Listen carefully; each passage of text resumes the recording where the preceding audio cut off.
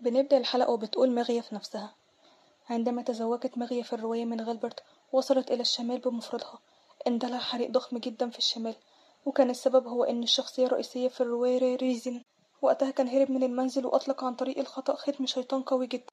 بعد كده تتغير شخصية ريزين بمقدار 180 درجة بسبب الشعور بالذنب. وبعدها الدوق وماغية بيوصلوا إلى الشمال، بتقعد تراقب الناس من الشرفة وبتقول في نفسها: أعتقد أن الأمر كده مريح جدا، يبدو أنه لم يفت الأوان بعد، حيث أن القرية لسه سليمة زي ما هي. إيديس، يا إيديس، إيديس أنا بكلمك. إيديس أنت معايا؟ أنت كويس؟ إيه؟ أنت ناديتي عليا؟ أنت بتفكر في إيه بالظبط؟ الأمر بس إن أنا بسأل نفسي يا ترى كانت فكرة إحضار زوجتي إلى هنا جيدة ولا لأ؟ ولكنها بعد كده مش بتتكلم وبتقوله: تعرف، أنا أول مرة في حياتي أشوف مبنى بالحجم الكبير جدا ده، ودي بتكون دوقية كالكس الشمالية الكبرى. وبعد كده بيقول لها: انا مش عارفه اقولك ايه بالظبط عشان اواسيكي، فانا مش هقدر ان انا اضمنك ان الداخل افضل. ايه؟ انت تقصد ايه بالظبط؟ اوف، الحمد لله ان انا جيت هنا قبل ما يحترق الشمال. انا ما سمعتش قبل كده ان الجو بارد هنا بالشكل ده. لو مشيتي شويه كمان هنوصل الى الباب. بعد كده بتلاقي مجموعه من القطط بتحوم حولها. ايه ده؟ إيه المكان هنا فيه الكثير من القطط بالشكل ده؟ إيديس، هو ابنك التاني بيحب القطط ولا ايه؟ لا ابدا. يعني دول مجرد رفقاء سحريين؟ لا، انا ما اقدرش ابدا استخدم شيء ممل الى الحد ده. يعني القطط دي بتاعت مين بالظبط؟ ابي، كيف حالك؟ من الجميل ان اراك. انا اسمي رايزن كاليكس. انا كنت بحسب الايام يوم يوم عشان اتمكن من مقابلة صاحبة السمو الارشيدوكا. على الرغم من وجود العديد من العيوب لي، انا هعمل بجد، عشان كده من فضلك كوني متساهلة معايا. بتقول في نفسها: ايه ده؟ انا ما اعتقدش ابدا ان هي دي شخصيته. كان ريزن اللي انا بعرفه من الرواية طفل صغير وجامح ومرح جدا. يا ترى هو شخص انطوائي ولا ايه؟ بس مع ذلك هو لطيف جدا عكس اخوه. انا سعيدة جدا ان انا بقابلك يا سيدي الصغير، من فضلك خلي بالك مني. ايه؟ طيب تمام. بعد كده بيجي غلبرت من الخلف وبيقوله: ريزن اخي، انت ناديتني دلوقتي؟ خليك عارف ان الارشدوكة دي هي عدوة عائلتنا. ايه؟ انت بتقول ايه يا اخي؟ ما تثقش باي حد تاني غيري. بتقول مغية في نفسها: ده شخص واخد فعلا. غلبرت، انت لسه بتقول الاشياء دي؟ بعد كل شيء انت لسه ناقصك رباية. انا انا معدتي بتؤلمني، انا هذهب دلوقتي. بتقول مغية في نفسها: يا ترى ايه هي الثقة اللي هو بيمتلكها عشان يتصرف بالطريقة دي قدام إيديس؟ سيدتي، ماذا يقصد أخي الشيء اللي هو قاله من شوية؟ هو أنت فعلا عدوتنا؟ لا أبدا، ما تسقش الفهم يا سيدي الصغير، أنا مش عدو أبدا. السبب، بص، مش أنت حاسس إن من الرائع إن احنا نقيد غيلبرت ونحضره إليك؟ وبعد كده الطفل بيستخبى منها بالشكل ده. مغية، هو أنت من النوع اللي بيخاف منه الأطفال ولا إيه؟ بتقول في نفسها: أنا هعمل إيه بس؟ كان برضو الأطفال بيتجنبوني منذ حياتي الماضية. كان هدفي الأصلي هو توفير المال من خلال الاستثمارات وإنفاقه بسخاء، إما إقامة حفلة برية على جثة غيلبرت، أو مساعدة ريزن على النمو دون أن يتعرض لأي أذى. لو استمر الوضع بالشكل ده ألن أتمكن أبدا من تكوين صداقات مع الأطفال في هذا العمر. سيرة، هو أنتي أحضرتي الهدية؟ الرشوة؟ قصدي الهدية اللي أنتي عايزة تعطيها للسيد الصغير. أيوة، أنا هقدمها ليه أثناء تناول العشاء. لكن يا سيدتي، هل هيكون من الجيد أن تعطيه إياها بالشكل ده؟ ومش هيكون جيد ليه يعني؟ الجميع بيحب كده. أيوة، أيوة فعلا، مشاعرك هي اللي تهم أبدا. أبي، هو أبي، هو إحنا هناكل الطعام مع بعض ولا إيه؟ أيوة، شوربة واحدة بدون بصل. حاضر يا سيدي. أبي، هو أنت توقفت عن حب البصل ولا إيه؟ ولكنه بيبتسم وبيقول له: هو في أي شيء حدث أثناء غيابي؟ أيوة طبعا، كانت مربيتي تعاني من نزلة برد الفترة، لكنها تحسنت بسرعة، وكمان أحضرت الدواء بنفسي وكانت المربية سعيدة جدا، ومع نموي أصبحت البطانية أصغر. بالمناسبة يا أبي، ألن يحضر أخي للعشاء؟ ممكن، لكن على الأغلب إن هو مش هيجي عشان هو عارف إن حياته ثمينة جدا. ميفيا مش كريمة إلى الحد ده. إيه؟ ده معناه يعني إن... بعد كده الطفل بيقول في نفسه: أنت بتقول إن الأرشيدوكا أقوى من أخي الذي هو مبارز؟ طب إزاي ده؟ وأثناء ما الولد الصغير بيكون سرحان بتيجي تقوله: مرحبا، أنا اتأخرت كتير. أنا حضرت ليك هدية كرمز لاعتذاري. أي نوع من الأشخاص هي الأرشيدوكا؟ لابد أنها شخص جيد، مش كده؟ يجب أن تكون شخص لطيف. أتمنى إن هي تحبني. يا ترى هتوصل إمتى؟ يا ترى ما زال الوقت بعيدا؟ وده اللي حدث من 10 ساعات قبل ما تدمر ميفيا كل شيء. بعد كده بنرجع للوضع الحالي. إيه؟ هدية؟ أيوة، تقدر إن أنت تفتحها دلوقتي. بيقول في نفسه: أعتقد إن الأمر مخيف جدا، ومع ذلك هي هدية منها. أنا لازم أفتحها. إيه ده؟ ده شيء مشؤوم جدا. هي بتكرهني لأن أنا أفشيت الأسرار، أو ممكن أكون عملت شيء خاطئ. هيكون من الأفضل لو سمحت لي على الأقل إن أنا أطلب منها المسامحة. ريزين، في حاجة ولا إيه؟ إيه نوع الهدية اللي أنت شفتها؟ إيه الأمر يعني إن هي أعطتني مجوهرات ألماس. دي مش مجرد ألماس، دي ماسة سوداء وزنها حوالي 44.5 إيرات. بيقول الطفل في نفسه: في بعض الدول يعتبر الرقم 4 هو رقم الموت. ميفيا، إمتى آخر مرة اتكلمتي فيها مع الأطفال؟ أعتقد إن من وقت طويل جدا. لكن خليك واثق في حكمي، لا يعد هذا الماس الأسود ثمينا كجوهرة فقط، بل سيكون بالتأكيد ذا فائدة كبيرة ليك في المستقبل. إيه رأيك يا سيدي صغير؟ يا ترى أنت ممكن تشعر بإخلاصي؟ أنا كمان كتبت رسالة بخط اليد. أنا بس بحاول إن أنا أكون مقربة منك. تمام، شكرا ليكي، أنا هعتز بيها. تمام، وأنا سعيدة جدا إن هي أعجبتك. بيقول الطفل في نفسه: أنا مش هصاب باللعنة لو لمسته بشكل خاطئ، مش كده؟ خلونا نأكل قبل ما يبرد الأكل، وانت كمان يا ريزن كل. حاضر يا أبي.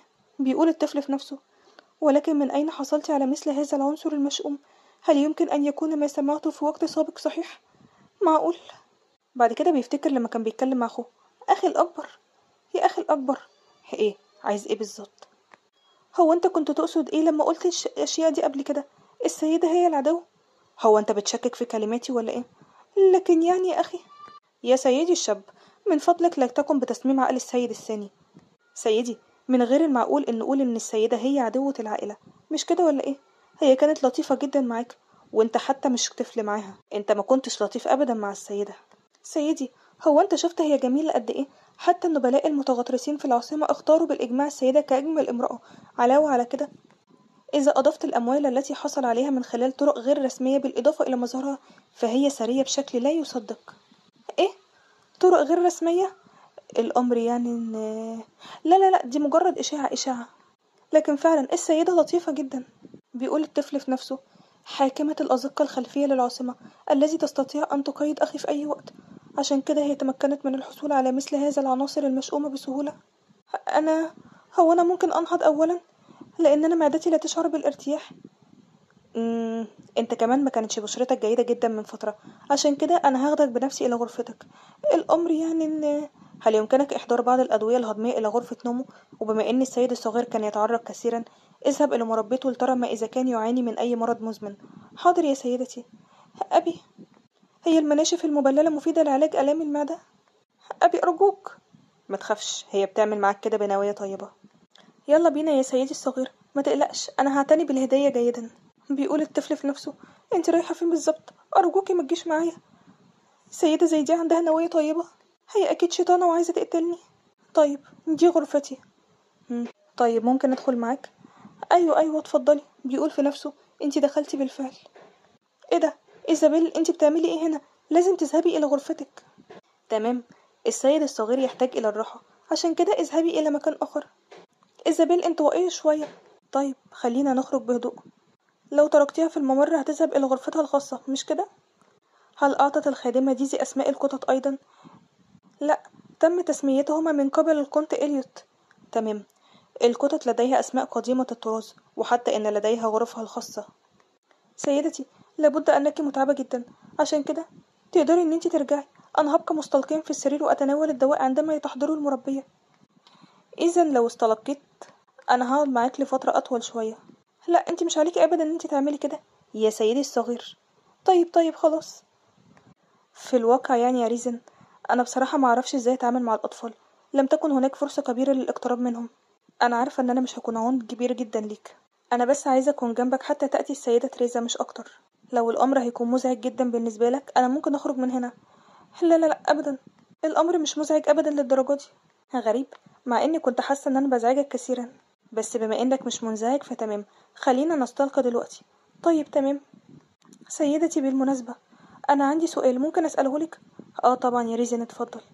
هو انت ازاي اتعرفتي على والدي؟ والدي نادرا جدا ما يخرج. تمام. كان أول لقاء لينا في القصر. هو قام بتوبيخ الشخص الذي يحاول أن يفعل شيء سيء ليه.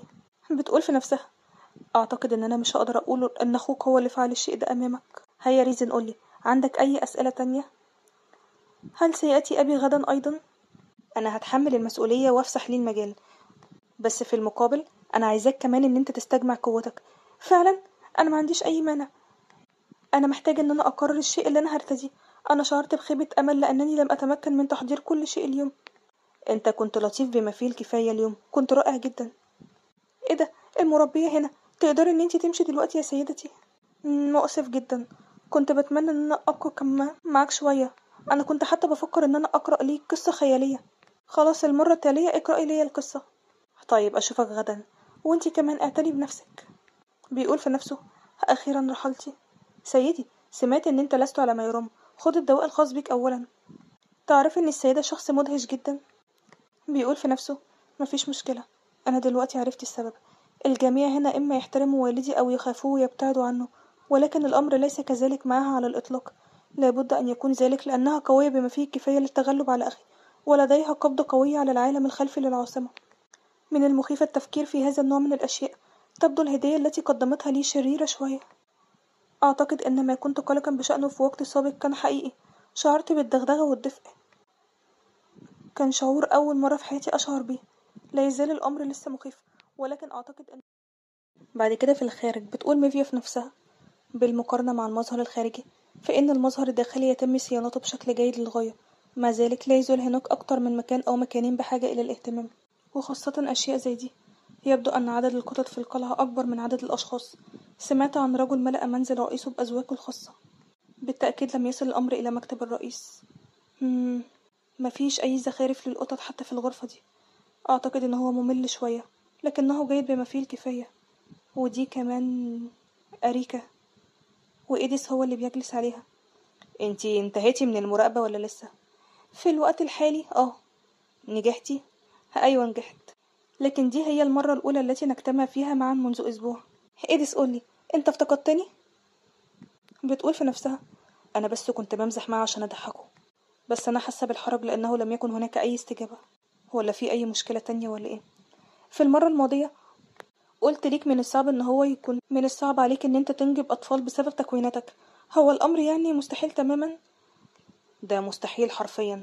مستحيل حرفيا يعني مش مستحيل تماما، مش كده؟ في الوقت الحالي هو مستحيل، ولكن يعني بيفيا، هو انتي تعرفي ان انتي نظراتك استفزازية شوية. اعتقد ان انا كنت متعبة جدا اليوم، محتاجة ان انا اروح وانام. تمام، وانا لسه عندي عمل عشان اقوم بيه. ما تبالغش في كده، لانه لا ينبغي ليك ان تدع وجهك الوسيم يتأذى. طيب ماشي. وبعد كده هو بيروح عشان ينهي بعض الاعمال وهي بتذهب من النوم، وبتقول في نفسها: هو كان وسيم جدا. من المؤسف انه كسول قليلا، ولكن ماذا يمكنني ان افعل؟ انا لازم ان انا اعتني بيه بشكل جيد. اعتقد ان انا فعلا متعبة جدا، ولازم انام دلوقتي. يبدو إيديس كالشرير عندما يقف بالطريقة دي. إنه مثل سيد الشياطين الوسيم بشكل لا يصدق. إذا مر البطل وظن أنه أمير شيطاني متآمر وهزمه، فلا يوجد شيء يمكن قوله. لما استيقظت كان التلج بيتساقط بغزارة منذ الصباح، ولكن هذا لم يكن شيئا في الشمال. وجاء الكونت إليون لزيارتي، وعندما سمع إيديس الأخبار جاء إلى مكتبي. مش شايف إن أنت نشيط جدا اليوم؟ أنت قطعت كل المسافة دي إلى مكتبي؟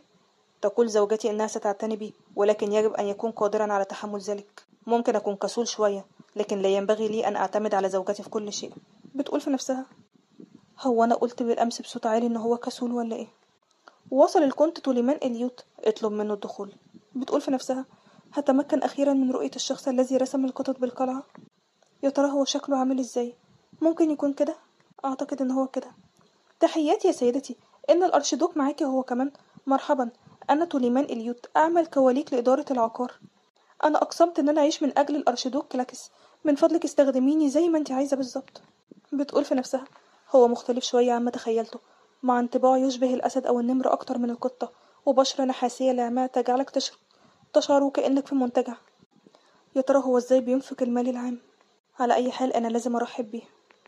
أنا يسعدني إن أنا ألتقي بيك يا كنت. أنا مهتمة بالوضع بما إنك المسؤول عن إدارة العقار. على سبيل المثال، أليس هناك أشخاص يستمتعون بقضاء العطلات من خلال الاستفادة بشكل غير عادل من الممتلكات التي لا مالك لها؟ سيدتي، الأمور ماشية بشكل جيد. هناك بعض الناس الجشعين إلى حد ما، ولكن أولئك الذين يتجاوزون الحدود يتم قطعهم بلا رحمة. بتقول في نفسها: إيه ده؟ هو فعلا بيتم تقطيعهم بلا رحمة؟ هم عملوا مع بعض سرقة المال ولا إيه؟ هو ده الشخص اللي قتل والده. لا داعي للقلق بشأن هذه الأمور، هنتولى أمرها. أنت بتقول إيه؟ والده؟ عايزة تسمعي المزيد ولا إيه؟ لا لا لا، مش عايزة. هو أنا يجوز لي إن أنا أقدم تقريرا عن الشؤون المستقبلية المتعلقة بالمنطقة للأرشيدوكا؟ ده تقرير مملوء بالصدق الذي لم ينتبه إليه الأرشيدوك. الأمر مش صعب، ولكن هل يمكنك أن تثقي به بالفعل؟ سموك هي بالفعل بطلة أنقذت الشمال. بعد انتهاء المراسم التقليدية أنا هقدم تقرير رسمي. من فضلك اعتني بي يا سيدي في المستقبل. مفيش مشكلة إن أنت تعود دلوقتي. وخد القطط الموجودة في القلعة معاك كمان. إيه؟ أنت تقصدي الجنيات يا سيدتي؟ الجنيات مثل مستنسخاتي إذا كنت تريدين. أنت لو كنت عايزة تطرديهم لازم تطرديني أنا أولا. شكرا على عملك الجاد. حاضر يا سيدي. أنت ليه بتقوم بتربية القطط في المقام الأول؟ قالت الجنيات أن الأمر مريح هنا. هل تحدثت مع الكنت بشكل مباشر؟ الجنيات بتجلب الحظ السعيد للقلعة. إذا لم يكن هناك جنيات فهل كانت عائلة كاليكس هتموت؟ لا يا سيدتي، أنا ما أقصدش، الأمر مش كده. سيدتي، من فضلك اغفري لي، أنا هعمل أي شيء طالما أنك لا تطردين الجنيات. فعلا؟ أولا خلينا نتخلص من جميع عناصر تصميم القطط المنتشرة في جميع أنحاء القلعة. أنت تعرف ما هو الأمر دون أن أضطر إلى شرحه لك، مش كده ولا إيه؟ أيوة بعرف. إيديس، أنت عايز أي شيء تاني؟ عند النظر إلى تعبيرك يبدو أنك لم تعد إلى رشدك بعد، عشان كده لا يمكنني أن أتركك تذهب. أعتقد أن أنا هضطر إلى الحصول على ذراع أو ساق واحد على الأقل. ما تعملش كده، لأن أنت لو عملت كده مش هيكون مريح جدا إن أنا أعمل معاه. أنا آسف جدا، أنا خلاص رجعت إلى وعي. يرجى الإبلاغ مرة أخرى بعد معالجة ما قلته. هو أنا لازم أنتظر فترة طويلة؟ لا لا لا، أنا هتعامل مع الأمر على الفور. تمام يا إيديس، خلينا إن إحنا نتركه نذهب. لو كانت زوجتي بترغب في كده، اذهب. سيدتي شكرا جدا لك، سأذهب لمشاهدة غروب الشمس كما أمرتي. بتقول في نفسها: أعتقد إن هو عنيد أكتر مما كنت بتوقع. واضح إن إيديس كمان مش بيكرهه.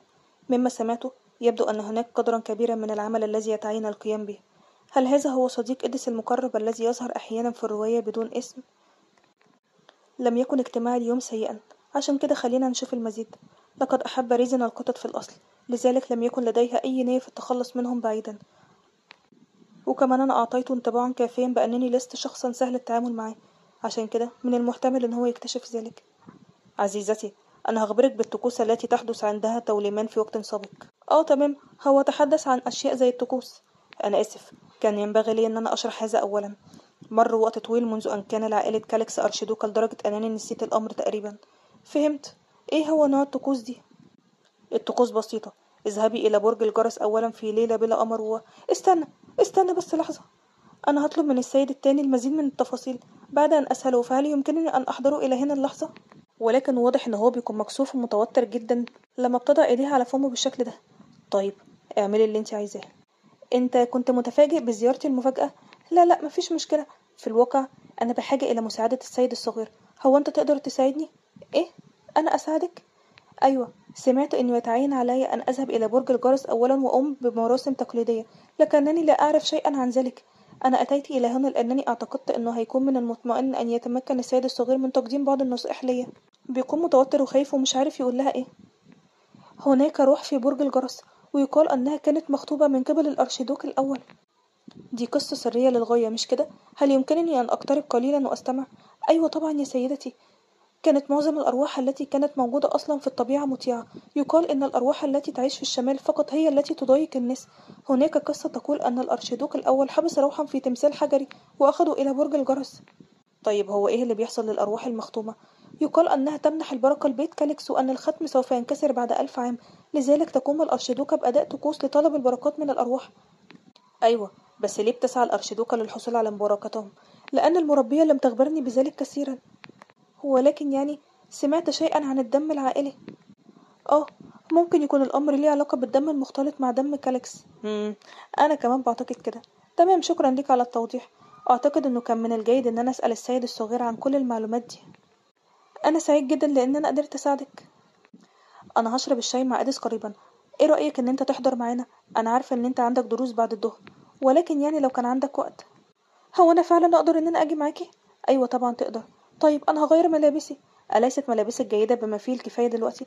أحتاج إلى تغيير ملابسي إلى الملابس الجديدة التي اشتريتها. تمام، أنا هنتظرك في الخارج. حاضر يا سيدتي، شكرا ليكي.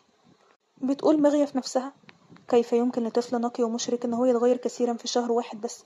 أحتاج إلى إنشاء الكثير من الذكريات السعيدة حتى لا يفكر حتى في الهروب، حتى لا نوقظ الشيطان أبدا.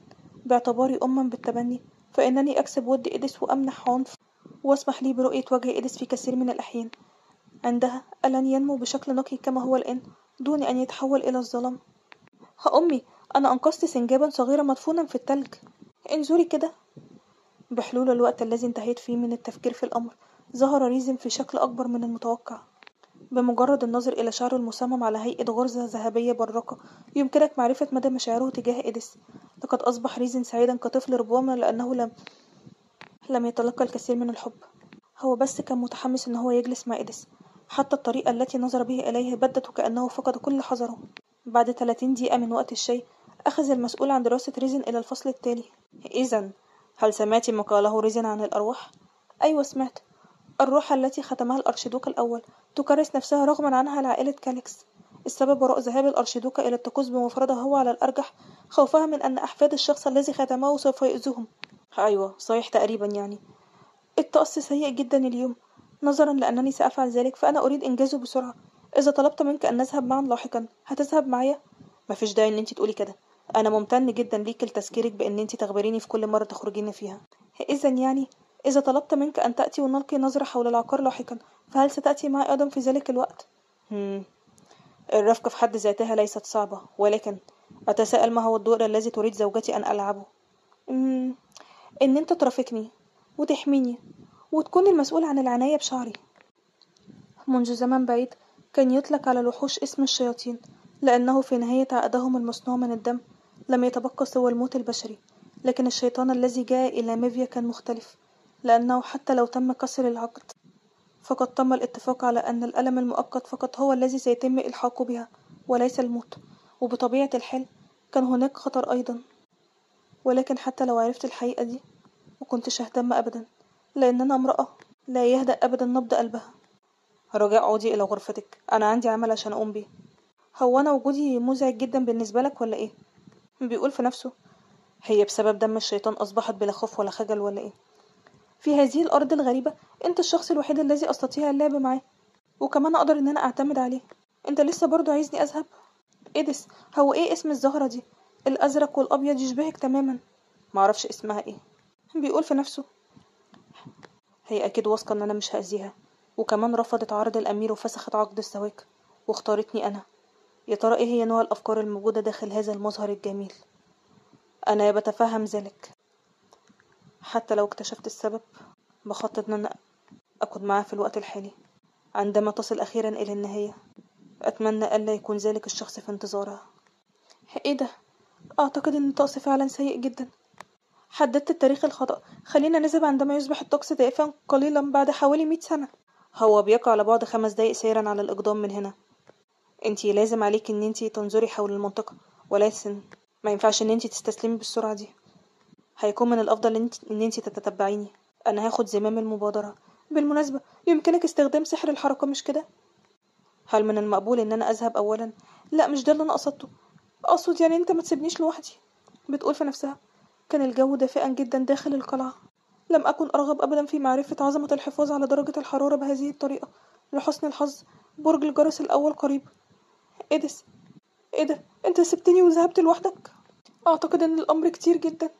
أنت خاين على فكرة، بس أنت في الآخر وصلتي. كان ينبغي أن تتضمن شروط عقد الزواج تمثالا بدلا من النار. أنا خلاص هتجمد. بيقعد ينظر ليها وبيكون سعيد بلطفتها. خدي ده. إيه ده؟ ده مش موجود في العقد، ولكنه بديل للنفقات الطبية. إيه ده؟ أعتقد الأمر غريب. وهو دافئ جدا. جسمي كله بيدوب. على الرغم من أن الشرارة صغيرة إلا أنه يبدو كأن الطاقة ترتفع فجأة. لابد أن تكون هذه هي قوة الأرواح